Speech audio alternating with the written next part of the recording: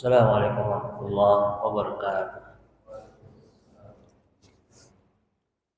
Alhamdulillah nahmaduhu wa nasta'inuhu wa nastaghfiruhu wa nastahdihi wa natubu ilaih wa na'udzu billahi min shururi anfusina wa sayyiati a'malina may yahdihillahu fala mudilla lahu wa may yudlil fala hadiya lahu asyhadu an la ilaha illallah wahdahu la syarika lahu asyhadu anna muhammadan 'abduhu wa rasuluhu wa safiyuhu min khalqihi wa khaliluhu adal amanah wa nasahal ummah wa kashafallahu bihil ghammah wa qad jahada fi sabilillahi haqqa jihadi sallallahu alaihi wasallam. Ya ayyuhallazina amanu taqullaha haqqa tuqatih wa la tamutunna illa wa antum muslimun. Wa mahdina wahdi bina waj'alna sababa wa sabila liman ihtada. Allahumma ja'alna hudatan mahdiyin la dhalin wa la mudillin. Sallallahu ala Muhammadin wasallam. Baik, sekarang kita masuk kepada kisah Nabi Yunus alaihi salam. Nabi Yunus alaihi salam. Kalau kita lihat Nabi Yunus alaihi salam juga termasuk nabi yang mulia yang disebutkan oleh Allah dalam beberapa surat, namanya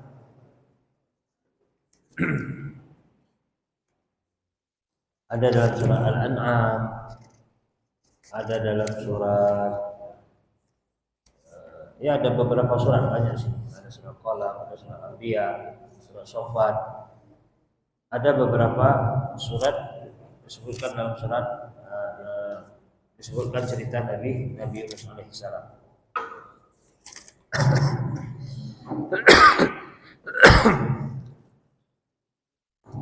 Baik. Seperti Allah Subhanahu wa taala berfirman dalam surat Al-An'am, wa wahabana lahu ishaq wa ya'qub kullan hadaina wa nuhan hadaina min qabl. Kami karuniai Nabi Ibrahim itu Ishak dan Ya'qub. Masing-masing mereka kami beri petunjuk. Dan Nuh kami beri juga petunjuk sebelumnya. Wa min dzurriyyatihi, dan salah satu atau dari keturunan-keturunannya, di sini ini ada yang mengatakan dari jalur Nabi Ibrahim. Dawud, ada Nabi Dawud, ada Nabi Sulaiman, Dawud wa Sulaiman wa Ayyub wa Yusuf wa Musa wa Harun. Itu Nabi Dawud, Nabi Sulaiman, Nabi Ayyub, Nabi Yusuf, wa Musa, dan Nabi Harun. Wa kadzalika najzil muhsinin. Begitulah kata Allah, kami berikan balasan ganjaran bagi orang yang berbuat baik. Wa Zakaria wa Yahya wa Isa wa Ilyas. Kemudian ada juga Nabi Zakaria, ada Nabi Yahya, ada Nabi Isa, ada Nabi Ilyas. Kullu minas salihin. Semuanya mereka itu adalah dari hamba-hamba kami yang saleh. Wa Ismail wal Yasa wa Yunus, itu dia, wa Yunus wa Luta wa kullan faddalna 'alal 'alamin. Masing-masing mereka kami lebihkan di alam semesta. Artinya mereka itu dijadikan oleh Allah sebagai nabi dan rasul. Artinya diberikan kelebihan kenabian dan kerasulan dibandingkan pada umumnya manusia. Ini disebutkan tentang Nabi Yunus. Jadi Nabi Yunus termasuk nabi pilihan Allah Subhanahu wa taala. Bahkan Allah Subhanahu wa taala berfirman dalam ayat-ayat surah Shafat, wa inna Yunusa laminal mursalin. Dan sungguh Nabi Yunus benar-benar dari kalangan nabi dan rasul.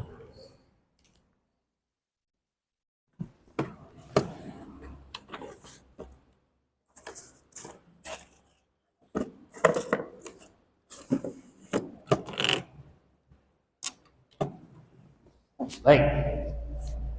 Nabi Yunus itu benar-benar adalah seorang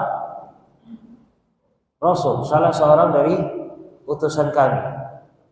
In abaqa ila al-fulkil masyhur. Ketika dia pergi meninggalkan, artinya Nabi Yunus kabur meninggalkan kaumnya. Baik. Sedikit kita ceritakan tentang kisah Nabi Yunus alaihissalam. Ada beberapa ayat yang menceritakan tentang Nabi Yunus alaihissalam. Nabi Yunus ini dari mana asalnya? Disebutkan oleh Imam Ibnu Katsir rahimahullah bahwasanya dia berasal dari Nainawa. Nainawa itu nama daerah, nama tempat. Itu di Mosul. Mosul itu di mana? Mosul mana? Irak. Di Mosul, di Irak. Nainawa. Namanya Nah, di sini disebutkan bahwasanya dari ila ahli Nainawa, ke penduduk Nainawa, min ardi Mosul, itu dari daerah Mosul, itu Irak. Itu tempat atau wilayah dakwah Nabi Yunus alaihissalam. Jadi para nabi itu memang berada di Timur Tengah. Kita tidak pernah dapat sejarah nabi ada dari Indonesia, kecuali nabi palsu. Kalau nabi palsu ada dari Indonesia, ada kan? Bahkan ada yang lebih tinggi dari nabi lagi, ya kan? Yang bisa sampai memarahi malaikat Israfil, sampai bisa memarahi penjaga neraka. Kan lebih tinggi dari nabi itu, ya kan? Lebih tinggi dari nabi. Nah, dari Indonesia ada, masya Allah, itu pula kelebihan. Kelebihan Indonesia, masya Allah. Baik, tapi di daerah-daerah Timur Tengah itu banyak kita baca sejarah nabi-nabi itu memang dari sana, dari Irak, dari Yordan, Mesir, Palestina, Arab Saudi. Jadi daerah sana itu, daerah Syam. Syam kalau dulu kan masuk daerah seperti Yaman, itu kan masuk daerah Syam. Itu nabi-nabi banyak dari sana. Adapun Nabi Yunus alaihi salam dia diutus ke negeri Nainawa. Nainawa nama tempatnya. Di sini disebutkan Nainawa. Nainawa ya. Oke. Dari Abdul Mosul, wada'ahum ila Allah azza wa jalla fakazabu wa tamarradu ala kufrihim wa inadihim. Jadi Nabi Yunus alaihi salam berdakwah ke sana, akan tetapi mereka tidak ada yang beriman. Bahkan mereka semakin ingkar. Namun sebelum ayat ini, sebenarnya sebelum masuk ke kisah Nabi Yunus ini, kita tahu kisah Nabi Yunus ini diceritakan di periode Mekah, di periode atau masa-masa awal dakwah Nabi Muhammad SAW. Dan awal-awal dakwah itu berada di Mekah. Dan di periode Mekah ini banyak Allah turunkan kisah-kisah, mulai dari Nabi Adam, Nabi Yunus, Nabi Nuh, dan beberapa nabi-nabi lain, Nabi Musa. Kenapa? Karena dakwah di periode Mekah berat tantangannya, berat. Kenapa berat? Rasulullah SAW berdakwah di Mekah itu belum memiliki masa. Bahkan dia sendiri pertama berdakwah kepada istrinya Khadijah radhiyallahu anha, kemudian kepada Abu Bakar, kemudian Ali dan beberapa orang. Jadi dia belum memiliki kekuatan sehingga dakwah di Mekah itu terkesan kaum muslim itu memang lemah, nggak bisa berbuat apa-apa. Artinya tidak bisa menggunakan fisik, nggak bisa. Beda dengan di periode Madinah. Kalau periode Madinah mereka sudah siap tempur. Oke. Nah, proses dakwah di Mekah ini banyak tantangan. Ada yang diusir, ada yang bahkan disiksa, bahkan ada yang dibunuh, ada yang disiksa. Intinya umat Islam berada di Mekah itu tidak nyaman beribadah. Makanya sebelumnya kita pernah singgung bahwasanya terjadi hijrah. Hijrah kemarin coba kita ingat apa itu hijrah kemarin, meninggalkan sesuatu karena hijrah terjadi berapa kali? Ada hijrah dari negeri yang tidak aman menuju negeri yang aman. Itu kemana itu? Ke Habasyah. Terjadi 2 kali. Kemudian dari negeri kafir ke negeri Islam. Dari Mekah ke Madinah. Nah, mereka ini hijrah itu kenapa? Karena nggak nyaman di Mekah itu beribadah, nggak kondusif. Beribadah di Mekah itu tidak kondusif. Bahkan Ibnu Mas'ud ketika dia membaca Al-Quran ditempeleng sama orang kafir Quraisy, orang musyrik. Abu Bakar juga tidak nyaman beribadah sehingga dia pengen hijrah. Intinya kaum muslimin tidak nyaman berhijrah di Mekah. Nah, Rasulullah SAW mengalami tantangan dakwah yang sangat berat. Ya akhi, dakwah itu berat. Karena sampaikan sama antum berat. Jadi jangan antum bayangkan dakwah itu mudah. Jangan antum bayangkan dakwah itu sebentar banyak begitu. Tidak ya akhi. Yang namanya dakwah berat. Kalau ada orang dakwah tiba-tiba orang langsung ramai itu curiga kita. Apakah dakwah atau bukan? Oke. Tiba-tiba dia baru sekali dakwah tiba-tiba langsung orang ramai. Curiga kita. Dakwah atau kampanye gitu. Nah, kalau kampanye langsung ramai. Nah, tapi kalau dakwah tidak ada. Setiap dakwah dari zaman dulu tetap memiliki tantangan. Tidak ada dakwah yang mulus tanpa ada tantangan, coba tidak ada. Maka Anda sampaikan kepada ikhwan sekalian, yang antum mungkin dari beberapa tempat mungkin berdakwah di tempat antum, jangan anggap dakwah ini sepele. Jangan anggap mudah. Oke, makanya ini dari kisah ini. Nah, Rasulullah SAW itu berdakwah di Mekah berat ya akhi. Makanya dia masuk ulul azmi minar rasul. Ulul azmi minar rasul itu ada 5 kan, siapa aja? Nabi Nuh, Nabi Ibrahim, Nabi Musa, Isa, Nabi Muhammad SAW. 5 nabi ini, kenapa mereka naik setingkat daripada nabi-nabi yang lain? Karena mereka mengalami ujian yang lebih berat ketimbang yang lain. Yang maknanya apa? Kalau antum sekolah semakin tinggi kelasnya, tentu ujiannya semakin berat. Nah, mungkin sama dengan ya kelas 5 dengan kelas 4, tentu soal kelas 5 lebih naik setingkat daripada kelas 4.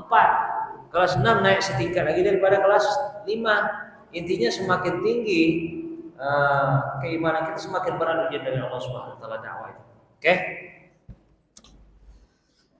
Maka Allah Subhanahu wa taala berfirman, "Fasbir." Jadi Allah berpesan kepada Rasulullah, "Fasbir li hukmi rabbik." Sabarlah engkau hai Muhammad atas keputusan Tuhanmu. Wala takun ka sahibil huti idnada wa huwa makdzum. Janganlah engkau seperti orang yang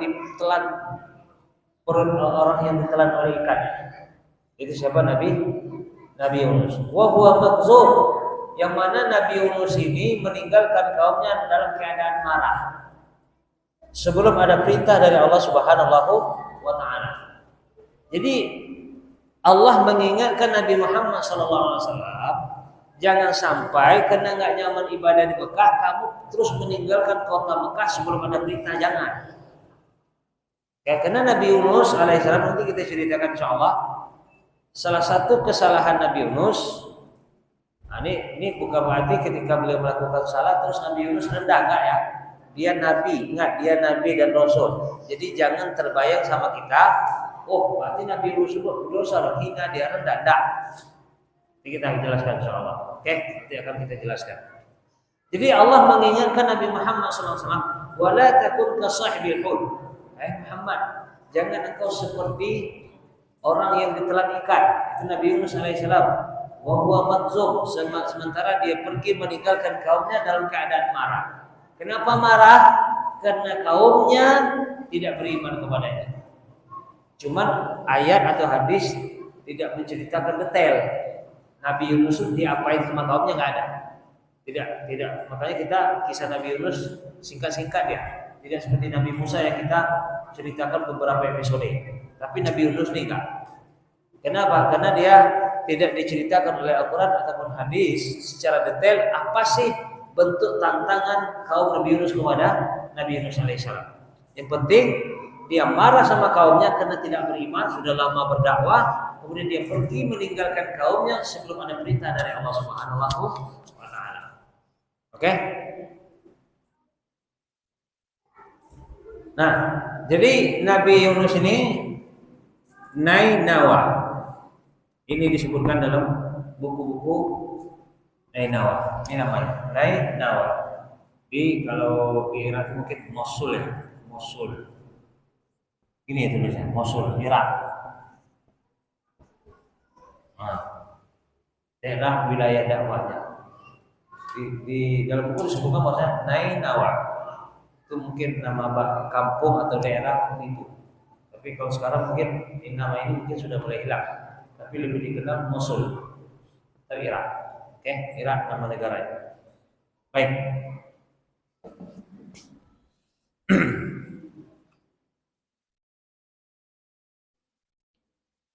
Jadi disebutkan bahwasanya Nabi Yunus berdakwah di daerah Nainawa ini. Sekali lagi disebutkan bahwasanya ini tidak detail, ceritanya tidak detail seperti kisah nabi-nabi yang lain. Hanya disebutkan secara global. Di sini disebutkan bahwasanya qala Ibnu Mas'ud wa Mujahid wa Sa'id bin Jubair wa Qatadah wa ghairi wahid min as-salaf wal khalaf. Falamma kharaja min baini zahrinihim. Jadi Nabi Yunus alaihi salam dia berdakwah di kaumnya, di umatnya di daerah ini Mosul atau Irak. Namun tidak ada satupun di antara mereka yang beriman. Bayangkan beratnya dakwah. Dia sudah lama berdakwah, tapi nggak ada yang mau ikut. Insya Allah berat ya, berat. Anak pun merasa gini, jangan ketika kita mengisi kajian, pesertanya cuma 3 orang, 2 orang. Timbul kadang-kadang semangat kurang. Akhirnya pun ada di satu tempat. Sudahlah kajiannya sudah isya, yang hadir dua, paling ada sekitar 5 orang. Ada satu tempat, anak berdakwah. Sudah isya baru isya. Kenapa? Sudah maghrib nggak diizinkan. Di masjid itu nggak diizinkan sama sekelompok atau sebagian masyarakat itu nggak mengizinkan. Mereka nggak mengizinkan. Boleh diizinkan setelah isya. Bayangkan itu. Lumayan lama anak berdakwah itu. Jadi karena dakwahnya sudah isya, yang hadir pun beberapa, kadang 5 orang. Pokoknya tidak ada yang lebih dari 10. Kadang 7 orang, kadang 6 orang. Udah tua-tua mulai sudah isya. Ya akhi, memang gimana? Tidak semangat. Tapi kita ingat cerita kisah Nabi itu, Masya Allah, ada gak itu? Lama banyak akhirnya apa? Daratan kita sekarang stop aja pengajian. Itu 2 kali pindah masjid itu, pindah masjid ini, pindah pula sini, ada pindah tempat. Jadi pertama dibuat sini, sudah isya dibuat kan, enggak diizinkan, pindah lagi sini, isya lagi mulainya. Yang gimana mulai sudah isya? Itu ya enggak? Sudah isya. Ya kita lanjut ke sudah isya aja udah mulai apa? Ke isya, ya kan? Ini mulainya sudah isya baru. Pokoknya sudah selesai orang zikir semuanya baru mulai. Nah, itu bukan tua datang cuma 5 orang, ada 6 orang, 7 orang, gitu kan. Terasa. Tapi masya Allah, kalau kita ingat kisah Nabi dulu, belum seberapa dibandingkan mereka. Cuma akhirnya mereka ya kita suka aja dulu, intinya nggak kondusif. Nah, mereka sendiri yang tidak menetap pengajian tersebut. Oke. Dan itu bukan satu tempat, 2 tempat. Ada juga di tempat yang lain juga. Tidak lebih dari 20. Belasan orang itu pun ada anak-anak, ada ibu. Sudahlah perginya jauh, 4 jam lebih. Yang dengar cuma belasan orang. Ya kan? Terasa kita. Tapi ketika kita membaca kisah Nabi, makanya memang kisah Nabi ini memotivasi kita ya akhwan. Dakwah kita itu belum seberapa dibandingkan dengan mereka. Masya Allah, ini lama ini berapa orang? 1, 2, 3, 4, 5, 6, 7, 8, 9, 10, 11. Lama ya tuh. Semangat sikit. Semangat sikit, Masya Allah. Tapi ya kawan, intinya mengingatkan kita semua. Dakwah itu berat. Maka Nabi Yunus ketika dia berdakwah kepada kaumnya tidak ada yang beriman. Mungkin guna sering, dan perlakuan kaumnya terhadap dia tidak diceritakan juga oleh kaumnya, oleh Al-Quran sama hadis yang saya tidak diceritakan. tetapi secara global saja. Jadi karena nggak ada yang beriman, marah. Mungkin karena tadi apain marah deh. Dia pergi meninggalkan kaumnya sebelum ada perintah. Dan ini kata ulama kesalahan Nabi Yunus, itu meninggalkan kaumnya sebelum ada perintah. Antum berdakwah sini nggak diizinkan, apogilah pada ibu ini. Dakwah sini diusir-usir. Jangan. Kalau tak ada perintah dari Allah jangan pergi. Ada perintah baru. Kadang-kadang ada orang yang ada juga ditemukan di dakwah di situ cuma beberapa orang. Terus anak pindah ke markas sunnah kemarin. Ya, kalau antum pergi dari dia tempatnya ini kampung ya. Kampung ya termasuk kampung lah gitu kan. Kalau sini nggak nyaman. Ya akhi, kalau antum pergi terus siapa yang mendakwai kau? Nah ini yang bilang jadi katakanlah, oke lah, anak pengen nyaman, katakanlah di markas Nusantara apa? Di mana nih? Markas umpamakan anak situ aja lah, nyaman di masjid. Ya akhi, kita tuh sebaik-baik orang bukan baik untuk dirinya, tapi baik untuk orang lain. Jadi jangan ketika memang kita nyaman ibadah situ, tapi ketika kita lahir di kampung kita tinggal di kampung kita, terus kita nggak mau mendakwahi mereka, karena memang mungkin belum sepaham dengan kita, terus kita pergi meninggalkan. Anak khawatir nanti kita malah ditanya, karena kita lebih dulu tahu dari mereka. Kebetulan kita lebih dahulu tahu dari mereka. Kebetulan kita lebih dahulu mengenal sunnah dari mereka. Terus kita pergi meninggalkan. Ya akhi, hati-hati. Nanti seperti Nabi Yunus.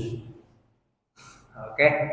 Nah, tapi ya kawan, di sini juga para ulama berpendapat bahwasanya Nabi itu maksum. Maksum artinya apa? Terjaga, terselamatkan dari dosa-dosa besar. Akan tetapi dari dosa kecil tidak. Paham? Dan itu banyak dalil. Banyak dalil. Contoh Nabi Adam alaihissalam. Ada enggak kesalahan? Ada enggak? Ada. Jelas. Dia mendekati pohon. Dan itu diceritakan oleh Allah dalam Al-Quran. Fataba, kemudian dia bertaubat. Kemudian Allah terima taubat. Fataba Allah alaihi. Allah terima taubat Nabi Adam. Maknanya Pak Nabi Adam juga pernah melakukan kesalahan. Akan tapi ulama mengatakan Nabi dan Rasul itu tidak melakukan dosa besar. Jelas? Hanya melakukan dosa kecil. Dan bukan berarti ketika orang melakukan dosa itu terus menyebabkan dia tidak bisa menjadi yang mulia, enggak. Oke? Nah, bisa saja orang setelah melakukan dosa dia lebih mulia daripada orang yang tidak pernah melakukan dosa. Dan itu banyak contoh-contoh. Oke? Jadi para nabi itu mereka maksum dari dosa besar, tapi dari dosa kecil tidak. Nabi Yunus juga disebutkan juga oleh Allah dalam Al-Quran. Ya kan? Nabi Musa juga dia ada melakukan kesalahan, ada. Itu apa? Membunuh. Walaupun dia tidak ngajar, tapi makanya disebutkan dosa kecil. Maka disebutkan dosa kecil. Kemudian dia bertobat kepada Allah. Faghfarallahu lahu, maka Allah ampuni dia. Banyak kisah nabi-nabi yang nah termasuk Nabi Yunus alaihissalam. Dia juga melakukan kesalahan. Itu apa kesalahannya? Meninggalkan kaumnya sebelum ada perintah.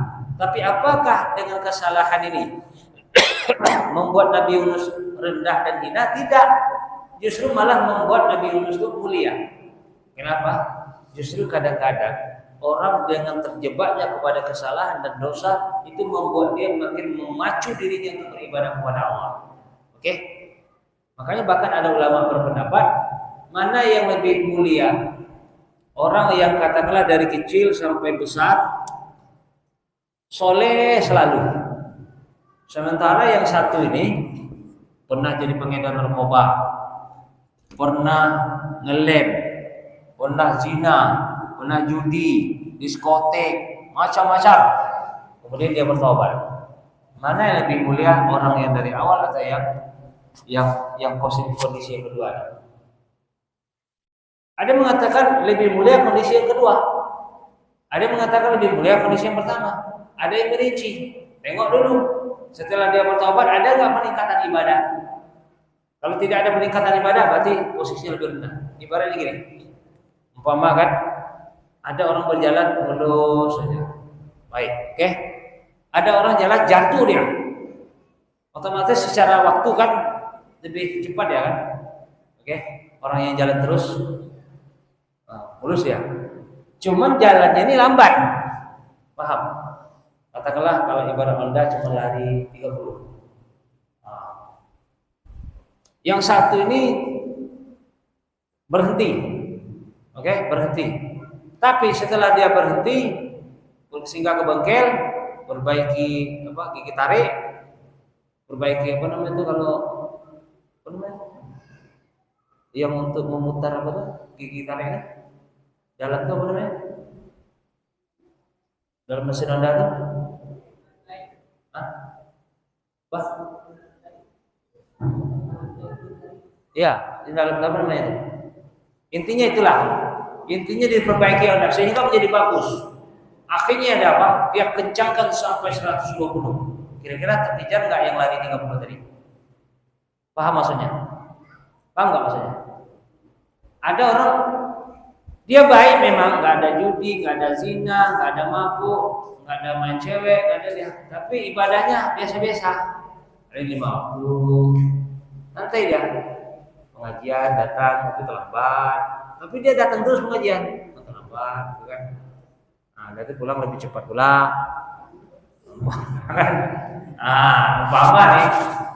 Jadi dia jalan tapi lambat. Adapun yang satu nih, dia judi dulu, mabuk dulu, zina dulu. Tapi setelah dia tobat, dia sholat 5 waktu, ditambah tahajudnya, malam menimbang katakanlah 8 rakaat. Kemudian baca Qur'annya, katakanlah sebulan dia khatam terus.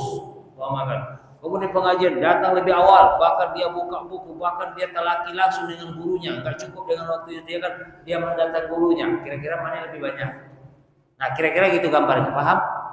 Jadi bisa saja orang yang melakukan kesalahan itu kemudian dia bertobat bisa lebih mulia daripada orang yang mulus-mulus saja. Contoh yang gampang, Umar bin Khattab radhiyallahu anhu. Umar bin Khattab radhiyallahu anhu. Kita tahu secara level Ali sejak muda, dia kan dari kalangan anak muda yang pertama kali masuk Islam siapa? Ali radhiyallahu anhu sampai besar. Oke? Umar bin Khattab radhiyallahu anhu sebelum dia masuk Islam dia preman. Preman, pembulat, pokoknya masuk preman lah. Kafir lah intinya. Setelah dia bertobat, tapi kedudukan dia nomor 2 setelah Abu Bakar. Andaikan Ali umpamanya nomor 2, maka Ali diposisikan setelah Abu Bakar. Tapi tidak, Umar ternyata setelah Abu Bakar. Bahkan kuburan Umar bin Khattab radhiyallahu anhu di samping kuburan Rasulullah dan Abu Bakar. Ini menunjukkan apa? Umar yang tadinya dia kafir sebelumnya itu, sebelum dia bertaubat kafir, kemudian membuat dia memacu ibadahnya, membuat dia menjadi mulia. Jelas? Itulah gambarannya. Jadi bisa saja orang yang bikin kesalahan itu, bikin dosa, dia lebih mulia daripada orang yang enggak melakukan kesalahan dan besar. Nah, tergantung itu. Makanya ini gambaran bagi kita. Oke? Jadi Nabi Yunus alaihissalam dia melakukan kesalahan itu bukan berarti nanti menyebabkan dia hina, menyebabkan dia rendah, enggak. Begitu juga Nabi Musa alaihissalam karena dia membunuh terus menurunkan derajat. Enggak, buktinya apa? Dia malah masuk ulul azmi minar rasul. Oke? Dia malah masuk ulul azmi minar rasul. Menunjukkan Nabi Musa bisa mulia. Kenapa? Karena kata Allah Subhanahu wa taala, "Wa man taba wa 'amila shalihan fa innahu yatubu ila Allahi mataba." Siapa yang bertaubat dan beramal soleh, maka Allah akan terima taubatnya. Kemudian kata Allah, "Illa man taba wa amana wa 'amila 'amalan shalihan fa ulaika yubaddilullahu sayyi'atihim hasanat wa kana Allahu ghafurur rahim." Kata Allah, orang-orang kecuali orang-orang bertaubat, beriman dan beramal soleh, kecuali orang-orang bertaubat, beriman dan beramal soleh, maka mereka itu kata Allah, Allah ganti kesalahannya. Jadi kesalahan yang dulu orang yang membuat salah ini, dia pernah mengambil hak orang, dia pernah apa? Intinya dia pernah melakukan kesalahan. Maka kesalahan-kesalahan yang lama ini ketika diiringi dengan taubat yang sesungguhnya, Allah ganti kesalahan itu dengan kebaikan. Bukan saja dihapus, tapi diganti. Paham? Umpamanya kita melakukan kesalahan, Taubat kita bukan saja dihapus kesalahan itu, enggak, tetap, tapi dirubah. Umpamanya gini, ibaratnya ketika kita melakukan dosa, maka dapatlah kita katakan arang, mungkin nggak ada nilainya. Oke, setiap satu kesalahan kita mendapatkan arang sebesar ini. Oke, buat lagi kesalahan, dapat lagi, akhirnya numpuk. Nah, ketika kita bertaubat, maka ini analoginya ya, Allah rubah arang tadi menjadi emas. Paham? Paham enggak? Jadi bukan saja arang itu dihapus, tapi malah diganti arang dengan emas. Paham? Maksudnya gini, ketika kita melakukan kesalahan, tapi kita segera bertaubat kepada Allah dan benar-benar bertaubat, maka kesalahan itu diganti oleh Allah dengan kebaikan. Masya Allah. Ini karunia dari Allah Subhanahu wa Ta'ala. Oke, jadi Nabi Yunus alaihissalam akhirnya pergi meninggalkan kaumnya. Dan ini disebutkan oleh Allah seperti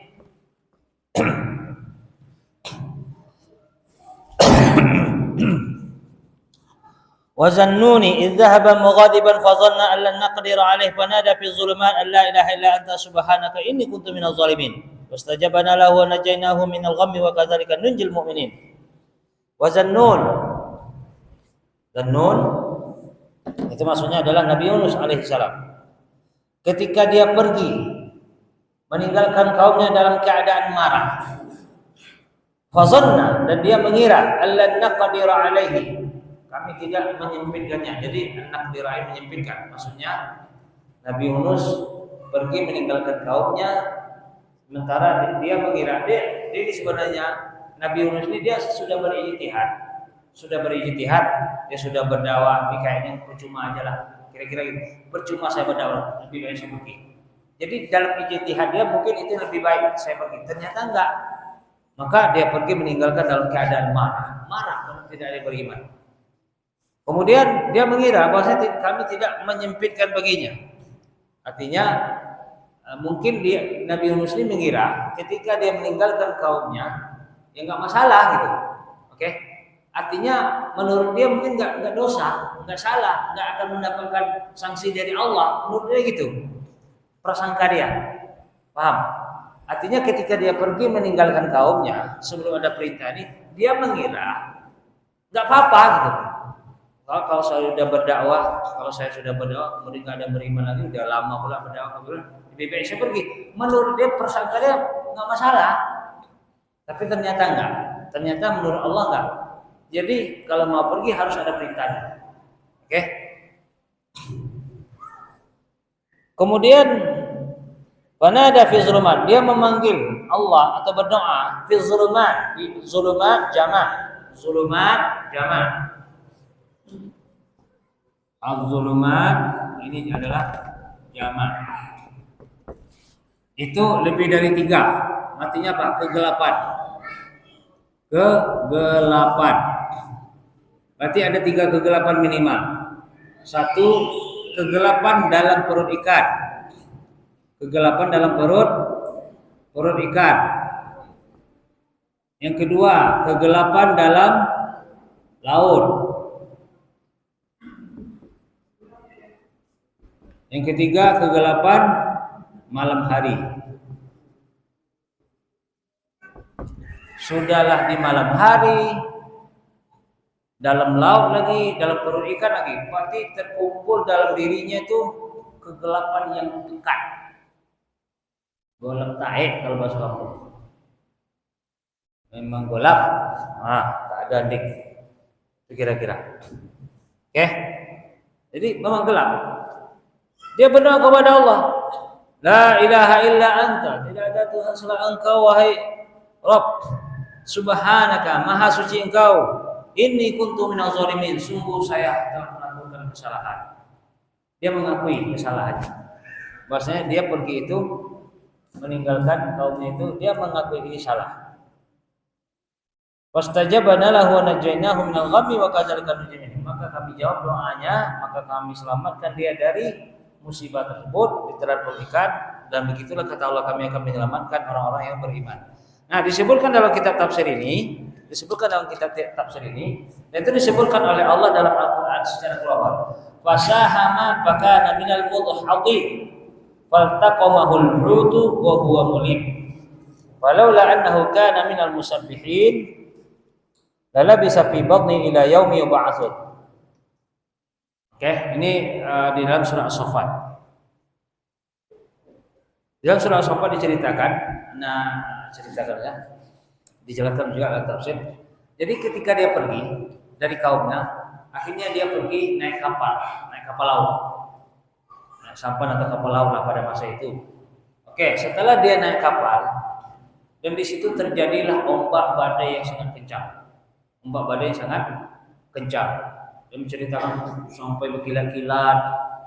Ya, seakan-akan kejadian itu, peristiwa itu menggambarkan bahwasanya kapal ini akan tenggelam karena kondisi badai yang kencang, ombak yang tinggi, belum lagi kilat menyambar. Kemudian kapal ini diprediksi sama mereka ini akan tenggelam, dan Nabi Yunus naik di situ. Akhirnya apa? Mereka harus membuang barang-barang yang ada di kapal untuk menghindari tenggelam. Keluarkanlah. Oke. Setelah dikeluarkan barang-barang, ternyata masih juga kapal ini kemungkinan besar akan tenggelam. Akhirnya apa? Akhirnya mereka musyawarah, harus ada salah seorang di antara manusia yang ada di dalam itu yang keluar. Karena barang sudah dikeluarkan, ini juga mati gelap, kilat menyambar terus. Seakan-akan ada semacam isyarat bahwasanya di dalam kapal itu ada orang yang berdosa, harus keluar. Oke, baik. Jadi akhirnya apa? Caranya gimana? Ya, oke, baik. Kalau gitu mereka mengadakan undian Quran. Maka kata Allah, fasahama. Fasahama artinya, ya ibaratnya kita katakanlah kita ini mau tenggelam. Jadi salah seorang di antara kita ini harus keluar dari kapal. Kalau enggak, banyak korban jiwa yang akan terjadi. Kalau sempat kapal ini tenggelam, akan menimbulkan korban yang lebih banyak. Maka kita harus sepakat, harus ada salah seorang di antara kita yang keluar untuk menghindari korban yang lebih banyak. Oke? Ya, dalam kaidah usul fikihnya istilahnya itu bahwasanya yaitu menghindari mudarat yang lebih ringan. Akhafud dararain, yaitu memilih mudarat yang lebih ringan. Oke, kalau semuanya tenggelam kan berarti mudarat lebih besar. Maka pilih mudarat yang lebih ringan, yaitu mereka membuat undian. Akhirnya kita gini aja lah, masing-masing nama tulis bulan. Oke, jadi kita undi, kita harus siap. Oke, harus siap. Siapa yang namanya keluar harus terjun dari kapal. Nah, itu kesepakatannya. Karena ini kapal mau tenggelam, ini kilat menyambar terus. Akhirnya buat nama. Termasuk salah satu di dalam itu ada Nabi Yunus alaihissalam. Diundi sah. Ternyata yang keluar nama Nabi Yunus. Keluar dia, Yunus. Jadi kawan-kawan orang kapal ini gak enak, karena Nabi Yunus ini orang baik. Ya kan, orang baik, Nabi, masa dia yang harus jadi korban. Nah, kita ulang lagi. Nah, keluar lagi nama Nabi Yunus lagi. Keluar lagi dia nama dia lagi. Aduh, gak enak lah kita. Jangan dia lah. Ulang lagi sampai 3 kali, akhirnya apa? Keluar lagi nama Nabi Yunus. Akhirnya Nabi Yunus paham. Berarti nggak perlu harus diundi lagi, dia yang mengalah. Akhirnya dia terjun dari kapal. Maka Allah perintahkan ikan paus untuk makan, menelan, bukan makan ya, menelan. Kalau makan kan identik lebih pada mengunyah, ya kan? Allah perintahkan ikan paus untuk menelan Nabi Yunus alaihissalam. Ditelan, jadi tidak dikunyah. Jadi kan kalau dimakan kan dikunyah, nanti hancur kan? Gigi paus kan lumayan tuh, ya kan? Kan paus itu kan giginya masya Allah itu. Nah, jadi Allah perintahkan untuk ditelan. Akhirnya apa? Ditelanlah Nabi Yunus. Ditelan bulan-bulan itu aja. Ya, semuanya itu sudah diatur oleh Allah. Gimana caranya itu ya semuanya itu Allah yang atur. Akhirnya ditelanlah Nabi Yunus. Nah, berapa lama dalam pernikahan? Ada yang mengatakan 3 hari. Ada yang mengatakan ditelan pagi, sore dan dimuntahkan. Ada yang mengatakan 40 hari. Yang jelas ayat tidak menceritakan, hadis sahih juga tidak menceritakan, hanya mungkin diambil dari Israiliyat. Allah alam. Yang jelas kalau menurut dalilnya ketika dia dimuntahkan, Nabi Yunus itu dalam keadaan kurus kering. Berarti kan kalau pagi dimakan, sore dimuntahkan, nggak mungkin sampai kurus kan? Nah, kalau dari lihatnya di situ, kata Allah, "Faltaqamul hut wa huwa mul falaula an kana minal musabbihin." Di sini, "Fanabaznahu bil ara wa huwa saqim." Dalam keadaan sakit, kurus. Ya gimana? Berarti lama berarti itu. Kita ambil aja mungkin 3 hari aja lah, 40 hari. Kita ambil pendapat yang mengatakan 3 hari. 3 hari aja kalau nggak makan dalam perut ikan, gelap lagi di situ, ya Allah, nggak terbayang sama kita. Masuk penjara saja, kata orang yang pernah masuk penjara, jangan dicoba masuk penjara, susah. Itu penjara masih bisa mungkin tengok matahari, BAB-nya di situ, dalam penjara itu nggak bisa lihat, itu masih bisa menambah. Ini dalam perut ikan, kita ambil aja sampai 3 hari. 3 hari nggak makan kan kurus juga itu. Maka kemudian setelah itu di dalam perut ikan dia berzikir kepada Allah, beristighfar, mohon ampun kepada Allah dalam perut ikan, selama dalam perut ikan, dan dia mengakui kesalahannya. Oke? Jadi selama dia disanksi oleh Allah, Subhanahu wa taala, dia selama dalam perut ikan itu dia berzikir kepada Allah. Makanya dia apa? Diakui kesalahannya. Jadi ini salah satu juga adab dalam berdoa, itu kita harus mengakui kesalahan kita. Makanya di situ la ilaha illa anta subhanaka inni kuntu minaz zalimin. Ya Allah, tidak ada ilah kecuali Engkau.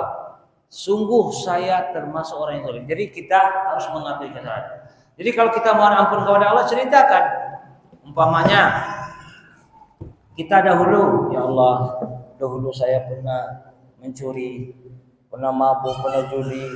Ya Allah, ampunilah. Kalau perlu sebut aja, dihisab. Kemarin anak berjudi sampai 100 kali, kan? Kemudian anak mabuk sampai 50 kali, ya Allah, banyak sekali dosa. Intinya kita baca kesalahan kita hisab kesalahan kita akui itu, kita akui, ya Allah, tidak ada yang bisa mengampuni dosa saya sebanyak ini, ya Allah, kecuali Engkau. Nah, itu barulah kita minta. Oke, kenapa? Karena ya ikhwan, kenapa kita perlu mohon ampun terlebih dahulu? Karena bisa saja doa kita itu terhalang karena dosa kita. Makanya kita mohon ampun kepada Allah dulu agar Allah hapuskan kesalahan kita dulu. Ibaratnya dibersihkan dulu kita dari kesalahan dan dosa, baru kita berdoa. Sehingga ketika kita dihapuskan kesalahan, kita berdoa, insya Allah mustajab. Tapi kita kesalahan masih banyak, apalagi berkaitan dengan orang lain, hak dengan manusia, terus minta kepada Allah, gimana mau dikabulkan? Ya Allah, saya dulu makan haram, ya Allah, saya dulu makan riba, ya Allah, saya minjam duit bank, ya Allah, kemudian saya usaha, sudah banyak saya beri makan anak istri saya dari hasil riba, ya Allah. Tidak ada yang bisa mengetahui beberapa besarnya dosanya kecuali Engkau, ya Allah, dan tidak ada yang bisa mengampuni kecuali Engkau, ya Allah. Kita akui itu. Nah, setelah kita bersih, karena kan dalam hadis Sahih Bukhari, gimana doa kita mau dijawab? Makanannya haram, minumannya haram, yang dipakainya haram. Padahal nih orang yang berdoa ini musafir nih, orang musafir kan mustajab doanya. Kemudian dengan kemudian memadamkan tangannya ke langit. Padahal dalam hadis Sahih Bukhari bisa. Hah? Ya, 3 menit lagi. 3 menit lagi. 3 menit lagi. Hah? 36, berarti ada lagi. Ada waktu lagi. Saya ada waktu lagi ya. Ya, ini yang ini apa yang ini benar nih? Nah, 3 menit aja lah. Ada waktu lagi? Ada. Ya, nanti insyaallah tanya lagi. Bisa. Kita lanjutkan sampai di mana tadi? Sampai Nabi Yunus terjun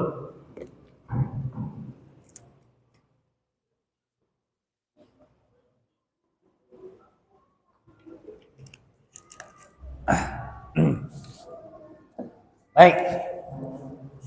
Abaqa ilal fulkil masyhur, ketika dia kabur, ketika dia lari menuju kapal, artinya dia lari dari kaumnya. Kemudian terjadi apa yang kita ceritakan tadi, undian, ternyata dia, kemudian dia turun. Faltaqamaul hut, kemudian dimakan oleh ikan paus. Wa huwa mulim. Walul annahu kana minal musabbihin. Nah, perhatikan bahwasanya selama di dalam perut ikan dia beristighfar, mohon ampun kepada Allah, dan tadi kita ceritakan bahwasanya adalah kita mengakui kesalahan kita kalau kita ingin berdoa. Maka kata Allah, falaula annahu kana minal musabbihin. Kalaulah Nabi Yunus ini sebelumnya tidak termasuk orang yang bertasbih mensucikan Allah, ahli ibadah sebelumnya, lala bisa fi batnihi ila yaumi yub'atsun. Maka Nabi Yunus akan tinggal di perut ikan sampai hari kiamat. Artinya masuk ini ikhwan rahimakumullah. Jadi bisa saja kebaikan kita yang dahulu kita lakukan sekarang baru kita terima. Oke. Jadi kalau kita berbuat baik jangan merasa rugi. Ingat, kita membantu orang, kita berzikir, apa sih faedah selama ini saya baca Quran dan berkali-kali khatam, tidak ada saya rasakan faedah. Tidak ya ikhwan. Jangan bersangka seperti itu. Apapun kebaikan yang kita lakukan, istighfar, zikir pagi petang yang kita lakukan, mungkin baca Quran dan lain sebagainya, bisa saja ganjarannya itu Allah keluarkan, Allah berikan kepada kita di saat kita dalam kondisi susah. Ini contoh Nabi Yunus alaihissalam. Dia sekarang berada di perut ikan. Kita ambillah katakanlah mau pendapat selama 3 hari. Selama 3 hari dia di penjara dalam perut ikan. Nah, kata dia beristighfar di situ, beristighfar mohon ampun kepada Allah, kemudian dia mengakui kesalahannya, inni kuntu minaz zalimin. Dia tidak ya Allah selamatkan saya dari perut ikan, enggak. Dia cuma mengakui kesalahannya. Perhatikan.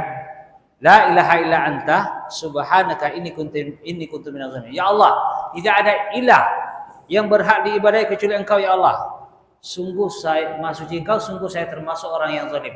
Dia enggak minta ya Allah selamatkan saya ya Allah, enggak. Artinya ikhwan, kalau kita berada dalam masalah, akui dulu kesalahan. Paham? Kadang-kadang kita enggak, kalau kita dalam kesalahan, ya Allah sembuhkan sakit saya, ya Allah sembuhkan. Enggak, akui dulu, ya Allah. Ya Allah, saya dulu telah melakukan kesalahan, saya melakukan banyak dosa, sebelum berampun. Sebab kita kadang sekarang mendapatkan kesulitan, entah sakit, entah apa, itu mungkin sebab dosa kita yang dulu. Makanya Nabi Yunus kalau kita lihat, dia enggak minta ya Allah selamatkan saya dari perut ikan, enggak. Tapi apa? Dia mengakui tidak ada ilah yang bisa membantu dia menyelamatkan dia kecuali Allah. Kemudian dia puji Allah, dia sucikan Allah, kemudian apa? Dia akui kesalahannya. Karena kadang-kadang kita mendapatkan masalah, mendapatkan musibah, mendapatkan ujian sebab kesalahan yang dahulu kita lakukan. Kalau kita lihat Nabi Ayub, dia tidak juga minta ya Allah sembuhkan saya, enggak. Rabbi anni masyani dzur wa anta arhamur rahimin. Saya ditimpa kesulitan dan Engkau Maha Pengasih, Maha Penyayang. Oke. Jadi bisa saja kita dapat musibah itu karena ada dosa kita yang dahulu kita belum mohon ampun kepada Allah. Oke? Atau kita mungkin tidak ada kesalahan tapi Allah ingin mengangkat derajat kita. Nah, di sini Nabi Yunus alaihissalam dia mengakui apa kesalahannya. Dia pergi meninggalkan kaumnya sebelum ada perintah kepada Allah, sebelum ada perintah dari Allah. Maka dia akui kesalahan. Barulah Allah katakan apa? Kata Allah, "Walaula annahu kana minal musabbihin." Kalaulah juga dahulu sebelum ini Nabi Yunus itu tidak termasuk orang mensucikan Allah atau orang yang beribadah kepada Allah, maka dia akan tinggal perut ikan sampai hari kiamat. Artinya ya kawan, kadang-kadang kebaikan yang kita lakukan selama ini itu akan menjadi solusi penerang di saat kita dalam keadaan kesulitan. Dalam hadis Nabi sallallahu alaihi wasallam, ta'arraf ila Allah fil raha ya'rifka fi syiddah. Yaitu dekati Allah dalam keadaan lapang, maka Allah akan ingat kamu ketika sempit. Jadi kalau sekarang kondisi kita mungkin katakanlah ekonomi lancar, badan sehat, nggak ada masalah lah intinya, umpamakan. Nah, di saat kita kondisi ekonomi lancar, badan sehat umpamanya, kita tetap beribadah kepada Allah, kita tetap zikir kepada Allah. Ada saatnya katakanlah ekonomi kebetulan anjlok, badan kebetulan pula dan mulai pula asam urat, umpamakan banyak penyakit. Di saat itu, kebaikan yang dahulu kita lakukan bisa menjadi syafaat atau bisa menjadi apa? Pelapang bagi solusi dalam permasalahan yang kita hadapi. Ini contoh Nabi Yunus alaihissalam. Kata Allah, kalaulah dia sebelumnya ini tidak termasuk orang yang baik, dia akan tinggal perut ikan. Tapi ternyata kebaikan dia selama ini menyebabkan dia apa? Keluar dari perut ikan. Jelas? Kebaikan selama ini mungkin kita lakukan menyebabkan kita keluar dari suatu masalah. Maka kata Allah, "Wa nabaznahu bil ara'i huwa sakim." Kemudian Allah perintahkan ikan untuk mendamparkannya di tepi pantai, wa huwa sakim, dan dia dalam keadaan sakit. Ya bayangkanlah, anggaplah 3 hari. Jangankan 3 hari, dari pagi menjelang sore aja dalam perut ikan, apa tak susah napasnya? Enggak makan dan minum. Kemudian apa? Wa anbatsna alaihi syajaratan min yaqtin. Kemudian kami tumbuhkan kira-kira ini pantai, umpamanya kan? Ini pantai, sini laut. Allah muntahkan ikan itu Allah perintahkan ikan untuk memuntahkan Nabi Yunus. Kemudian Nabi Yunus pergi ke pantai. Katakanlah pantai di tepian laut. Di situ langsung Allah apa? Allah tumbuhkan yaktin. Yaktin itu ya sejenis labu. Nah, kenapa? Karena namanya Nabi Yunus kan sakit. Orang sakit kadang kalau dikasih pula nanti ditumbuhkan pohon jengkol. Pas yang sedang digulainya kan payah makan. Tapi ditumbuhkan labu yang lembut dia. Ya artinya ya orang-orang yang mungkin susah makan dia kasih labu. Dan labu memang mudah dicerna juga sama labu. Makanya Rasulullah itu kan termasuk suka dengan labu. Jadi labu mungkin buahnya besar, kemudian lembut, bisa dimakan karena dia dalam kondisi sakit. Kemudian daunnya mungkin bisa dijadikan penutup pengganti pakaian atau apa ya namanya dalam perut ikan kan. Oke. Nah, bahkan kata Allah fastajabna lahu, kami jawab doa Nabi Yunus tadi. Artinya bentuk jawaban Allah adalah diselamatkan Nabi Yunus. Itu Allah perintahkan ikan untuk memuntahkan Nabi Yunus. Wa najainahu minal gham. Kami keluarkan dia dari kesusahan itu. Wa kadzalika nujil mu'minin, dan kata Allah pasti kami akan selamatkan orang-orang beriman. Memang kadang-kadang orang beriman itu dalam prosesnya kan kadang-kadang tersingkir, kadang-kadang terzolimi, kadang-kadang dia intinya ya kayak film India lah. Aktornya kadang-kadang pertama-tama susah, akhirnya dia kira-kira gitu. Artinya apa? Kadang-kadang orang beriman itu memang dalam prosesnya itu kadang-kadang dia contohlah Rasulullah diusir dari kampung, disiksa, difitnah, dikatakan gila, dikatakan dukun, dikatakan ini umpama kan, dikatakan ini umpama. Tapi endingnya apa? Endingnya itu yang penting. Endingnya itu yang penting. Kan kalau film-film kan kadang di ending itu aktornya baru menang. Pertama dia ditangkap. Ya intinya orang-orang beriman itu pasti Allah selamatkan.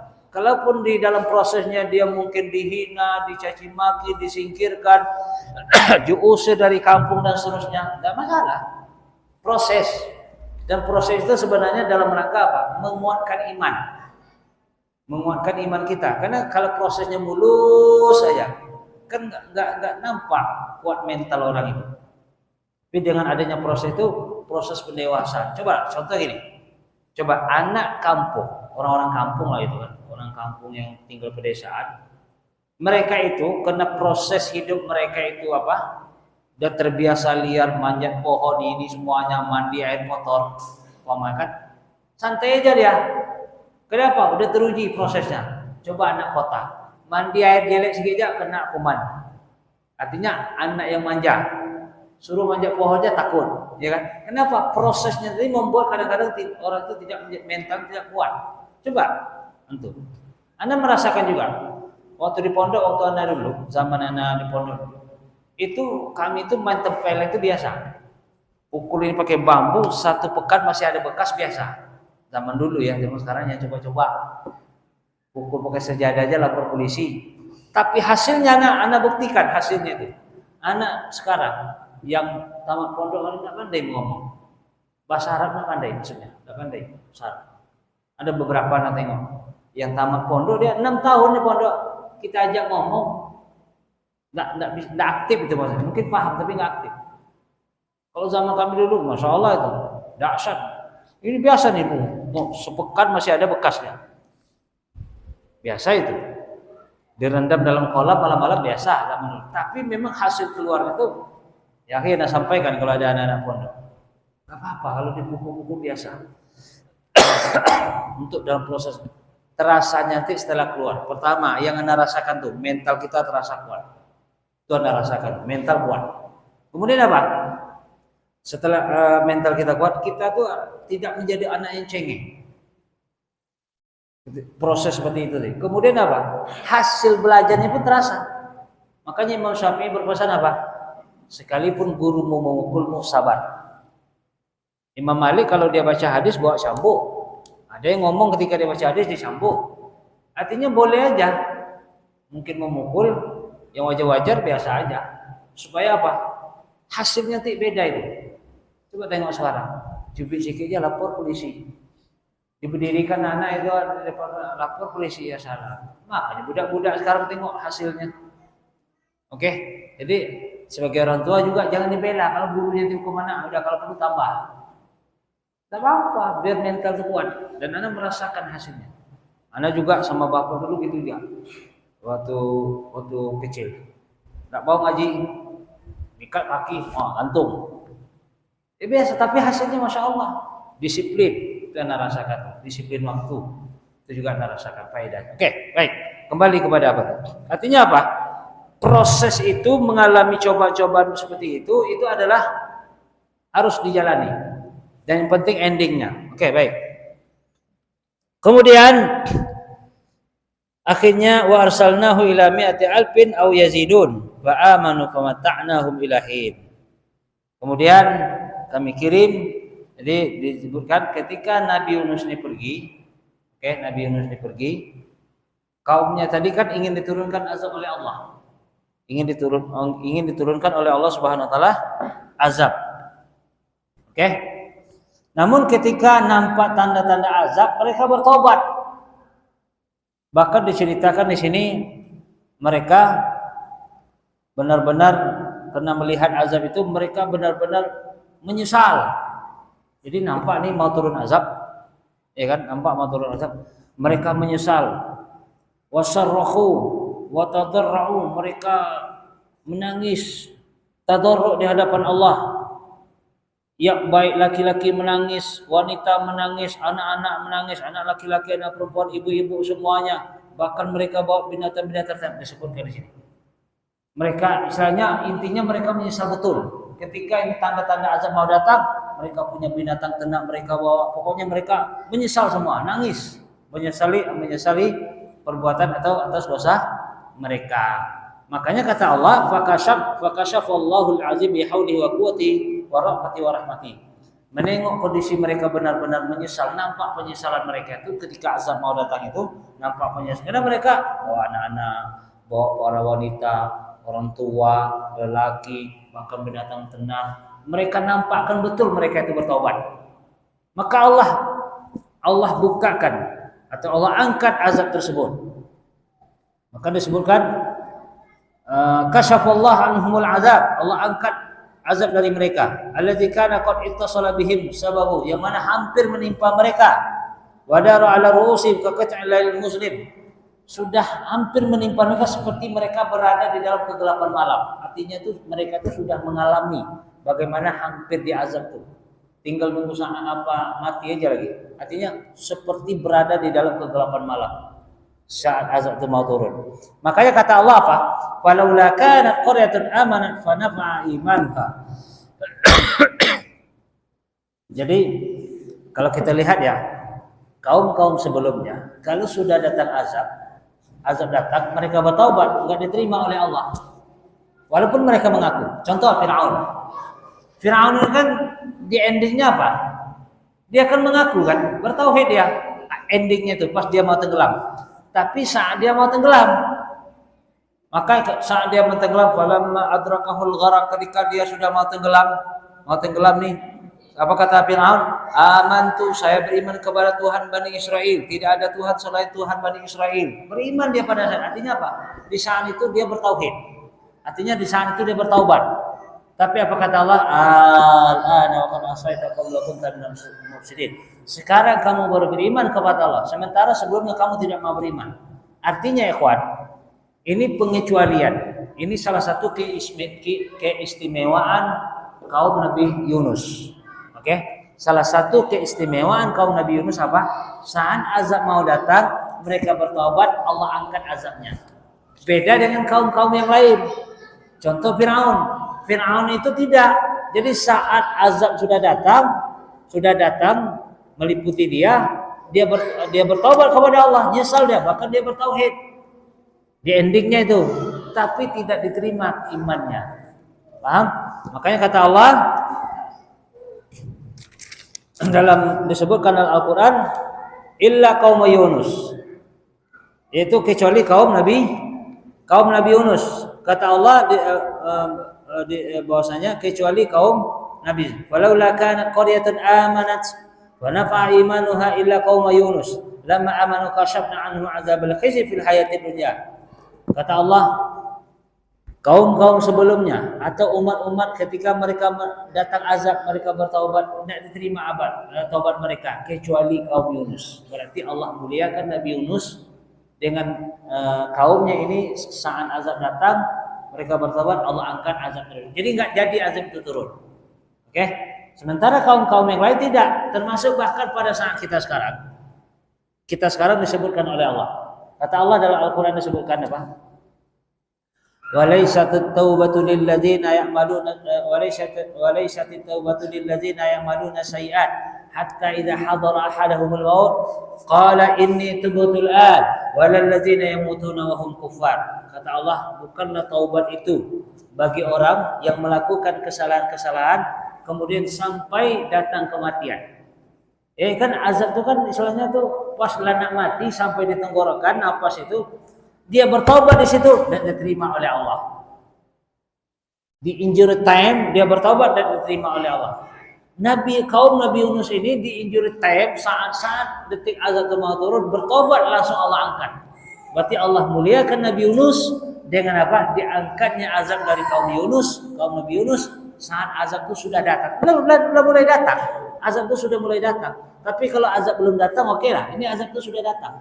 Seperti mereka sudah berada di kegelapan malam. Tapi saat itu mereka bertobat, mengaku menyesali semuanya, barulah Allah angkat musibah atau azab tersebut. Paham?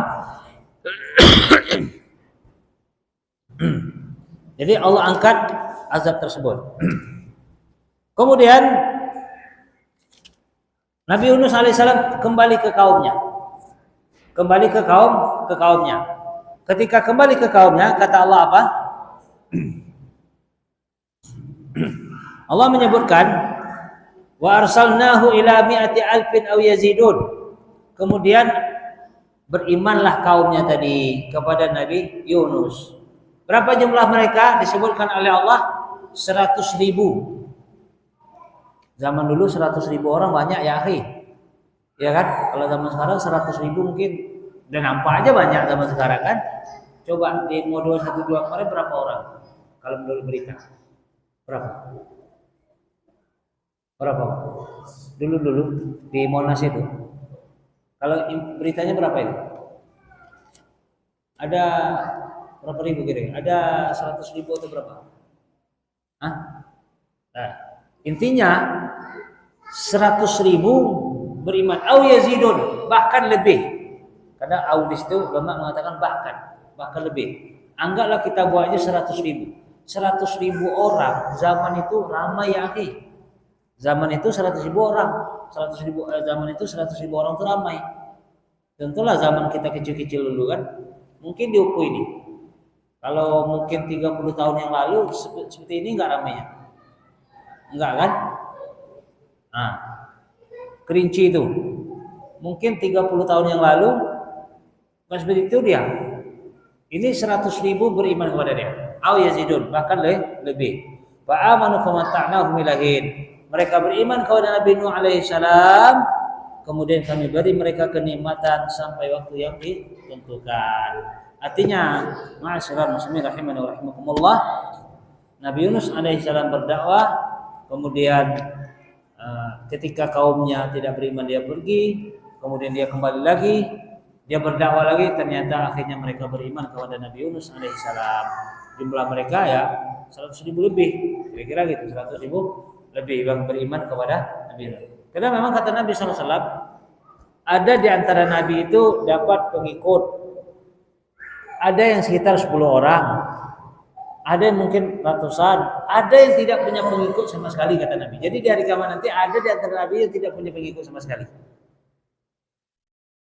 Dan aku ingin melihat umatku yang paling mayoritas nanti kata Rasul, yang paling banyak di akhirat. Makanya disuruhnya apa? Menikahlah kalian, kemudian buat anak banyak-banyak. Karena aku ingin melihat umatku banyak di hari kiamat. Jadi buat aja anak banyak-banyak. Ya, oke. Buat. Terus. Kan nggak ada pajak. Selagi mau produksi terus. Ya Pak. Kan nggak dipajak. Kalau mobil kan punya mobil satu pajak, punya dua lebih besar pajaknya, punya tiga lebih besar pajaknya. Punya anak enggak, punya 10 pun nggak dipajak juga. Buat aja produksi aja terus. Selagi mau. Oke. Ini bapak-bapak harus berani. Baik. Jadi akhirnya Nabi Nuh alaihissalam, Nabi Yunus alaihissalam beriman kepada Nabi Yunus alaihissalam. Baik. Jadi juga kesimpulan, tidak boleh kita merendahkan Nabi Yunus. Tidak boleh kita merendahkan Nabi Yunus karena dia melakukan kesalahan tadi. Jangan dianggap itu suatu kehinaan. Kita jelaskan lagi bahwasanya Nabi itu tidak maksum. Maksudnya tidak maksum dari dosa kecil. Maksumnya dari dosa besar. Nabi itu maksum dari dosa besar kata ulama, tapi tidak maksum dari dosa kecil. Hatta Nabi kita Muhammad sallallahu alaihi wasallam, maka kata Allah, inna fatahna laka fatham mubina. Sungguh telah kami bukakan kepada engkau, berikan kemenangan kepada engkau hai Muhammad, itu Fathu Mekah. Kemudian apa? Liyaghfira lakallahu ma taqaddama min dzambik. Ya supaya Allah mengampuni dosa masa lalu. Bahkan surah Abasa wa Tawalla, Rasulullah SAW mengabaikan orang buta. Kan kesalahannya, tapi kan bukan dosa besar. Allah tegur dia. Artinya apa? Kalau kesalahan kecil ya manusia. Oke? Nabi maksum dari dosa besar. Tapi dosa kecil ya manusia. Tapi bukan berarti dengan kesalahan itu membuat orang itu makin rendah, enggak. Bahkan bisa makin tinggi tadi yang kita sebutkan tadi. Oke? Baik. Mungkin itu saja dulu tentang kisah Nabi Yunus alaihissalam. Insyaallah berarti terakhir kita kisah Nabi kita ada tentang kisah Nabi Yunus alaihissalam. Wallahu a'lam bishawab. Subhanakallahumma wa bihamdika asyhadu an la ilaha illa anta astaghfiruka wa atubu ilaik. Sallallahu ala Muhammad wa sallim. Akhiru da'wana alhamdulillahi rabbil alamin. Assalamualaikum warahmatullahi wabarakatuh.